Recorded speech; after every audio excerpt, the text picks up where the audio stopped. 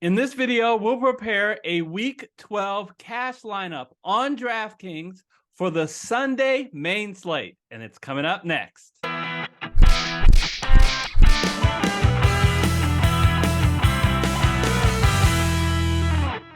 Hello, everyone. I'm Eric Lee. And I'm Michael Wiley, and we're the Fantasy Football Consultants. Eric, this is my first show since we've hit the 10,000 subscriber mark, and I just want to say thank you so much for our subscribers. They make it so that we want to keep doing this, really, both the interaction that we get with them in the comments and just their loyalty. And so thank you so much, everyone. I think we're excited for this show. Eric, should we get right to it? Yeah, but I want to let them know that if they were looking for the Thanksgiving slate show on DraftKings, I'll put the link to that right now up above. That was done with the co-founder Gary Kurtzman and I. So if it isn't Thursday yet, you can check that out. Or if you just want to see how we did after Thursday, you can check out that video. And we also did one for FanDuel. Both of those links will be in the description. All right, let's get into it on the Sunday slate for Week 12. Okay, Eric, here we are in the main slate, and gosh, everybody knows this by now. We love to start at running back. You got somebody in mind that you want to start with? Yeah, Michael, and I feel like I need to redeem myself. Last week, I was heavy on Saquon Barkley. Just every now and then, you're going to pick someone who seems to be in the perfect situation as a stud who really fails. So this week, let's see if I can redeem myself. I am going to spend money again, not for Christian McCaffrey. I'm going with Austin Ekeler. And I have a question for you, Michael. What can't Austin Ekeler do? If it's in the job description of a running back, he can do it.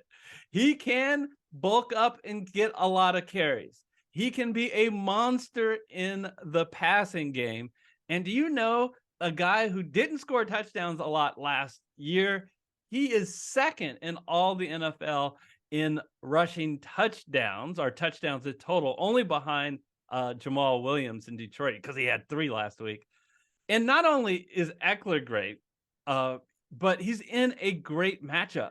4.5-point favorite, 26 implied total. And I do think they lean on him even more with Williams, Mike Williams, their star wide receiver, out. And it's possible their tight end, Gerald Everett, will be out again. So, Ekeler will be a big part of the game plan. Yeah, and he gets, he is really the bell cow there. I know there is some breaks that he gets. But yeah, you hit it. It doesn't matter if they're behind or ahead, especially against an Arizona team that looked really bad last night against the Niners like this. But you spent a lot of money, Eric, so I'm going to save us some money. I'm going to go to a guy who's just underpriced right now.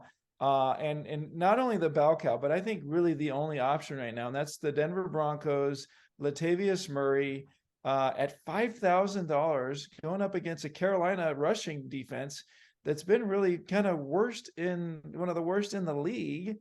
And Denver's, supposed to win this game. They're a 2.5-point favorite. But just look at, LATAVIUS Murray's not only getting all those carries, but he's starting to get some targets. He looked pretty, I know that they were behind in that game, and so they didn't have a chance to give him the ball as much as they would have liked, but he looked pretty effective. I think he has a really high floor for the $5,000 price tag. What do you think? Yeah, I think the key here is Melvin Gordon's in the old doghouse, folks. Again, it's his fumbling. It was an issue earlier in the year, and it's come up again. This Denver offense is just not strong enough to sustain turning the ball over. So I love this Murray pick at $5,000. I'm shocked at the price. Nice job. All right. So we have a couple things in mind. Sorry, I'm jumping on you here, but we have a couple things in mind that we want to save some dollars for. But I got a wide receiver for us to start with.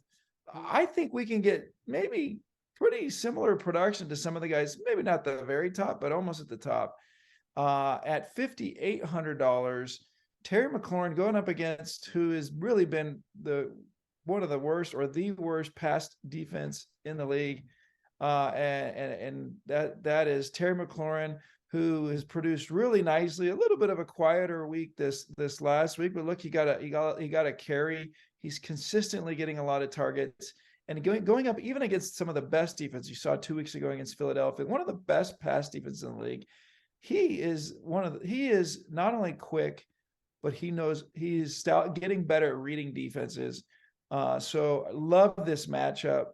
I think Atlanta actually has been performing in the offensive side of the ball. So Washington's they're going to have a little bit of a tougher matchup than they had against us last week at Houston, which means they're going to throw the ball. And Taylor Heineke staying in there at the quarterback, I think is great for Terry McLaurin. What do you think? McLaurin is an unbelievably talented wide receiver. He just needs a quality quarterback throwing to him, and Heineke is actually playing pretty well. So I'm gonna really save us some money.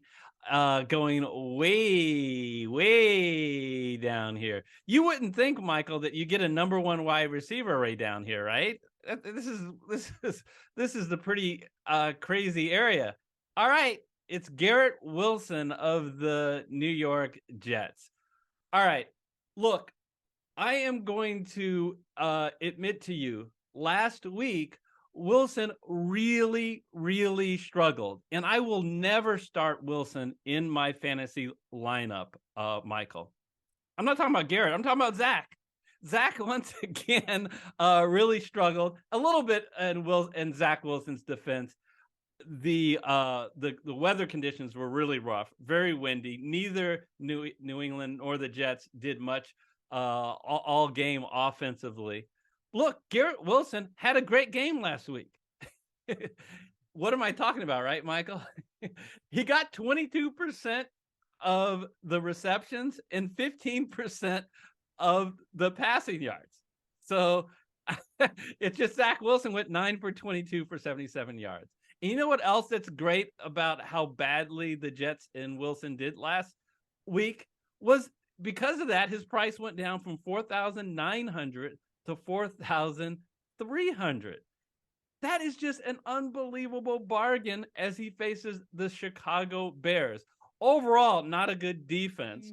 Folks are probably kind of head scratching. You're going to head scratch a little bit more with what I'm talking about here in terms of, wide receiver in a PPR league. Why are we going with guys that maybe don't have quite the high floor, or high ceiling that some of the guys at the top can have? Well, it's because of what we have in store in both the flex and the tight end position. So a little foreshadowing there.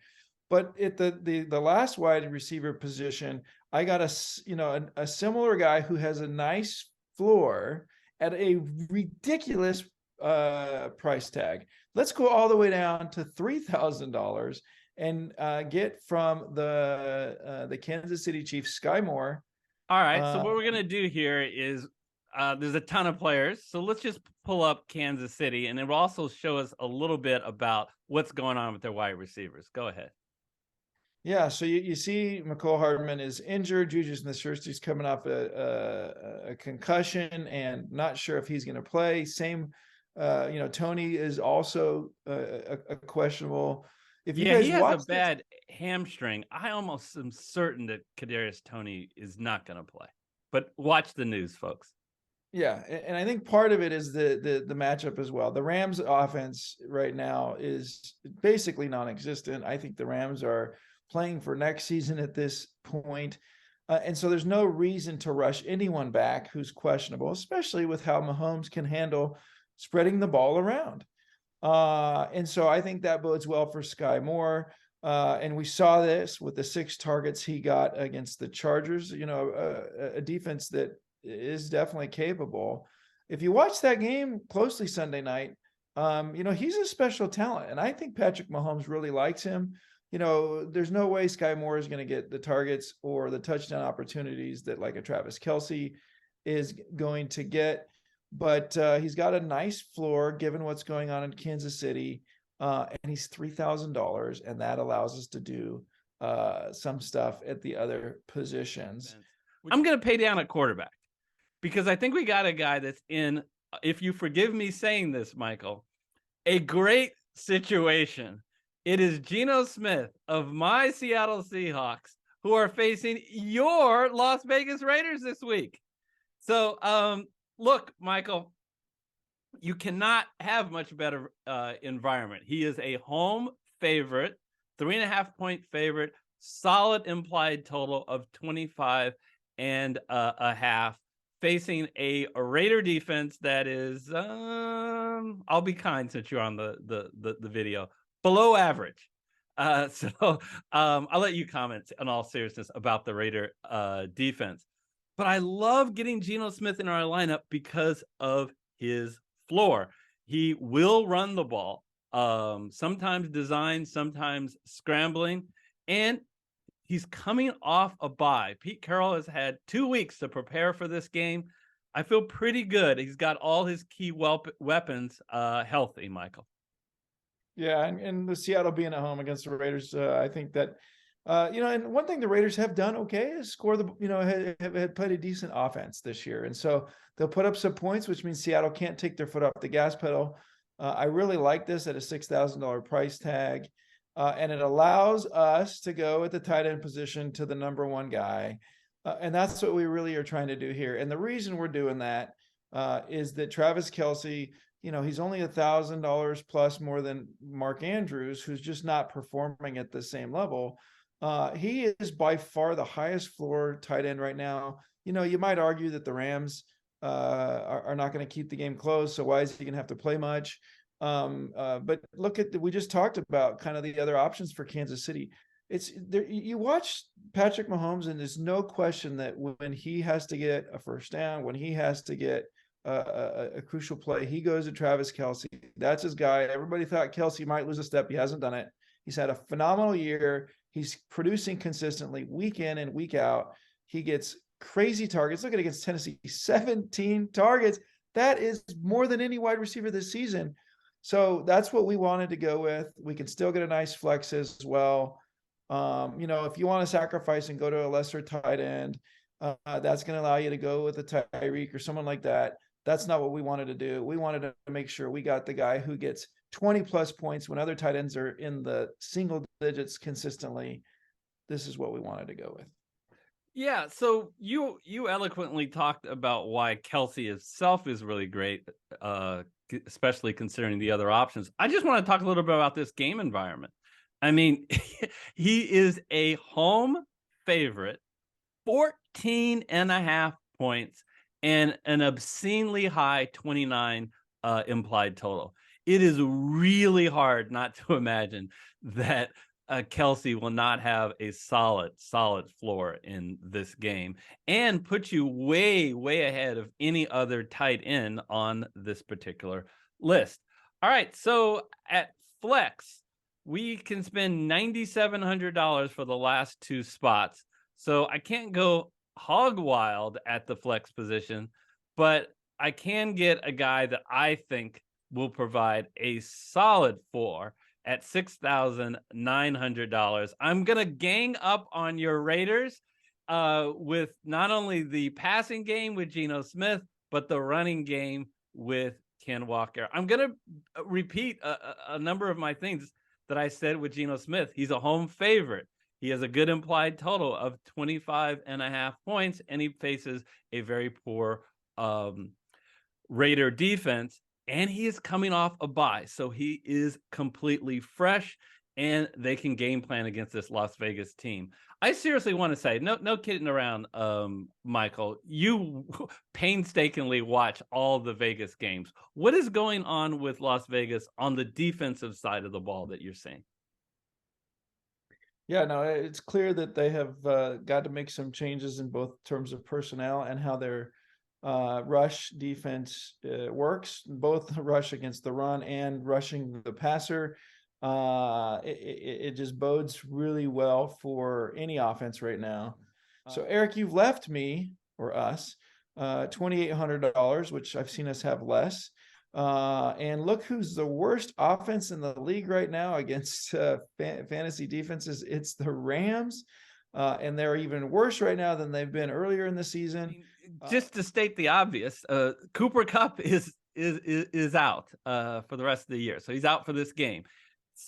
Stafford probably will not play. Do you have the latest on that?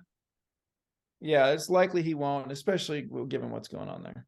Yeah. So, in game script wise, I said it earlier, but just to emphasize, we have 3 Chiefs in this lineup, so I have to repeat myself.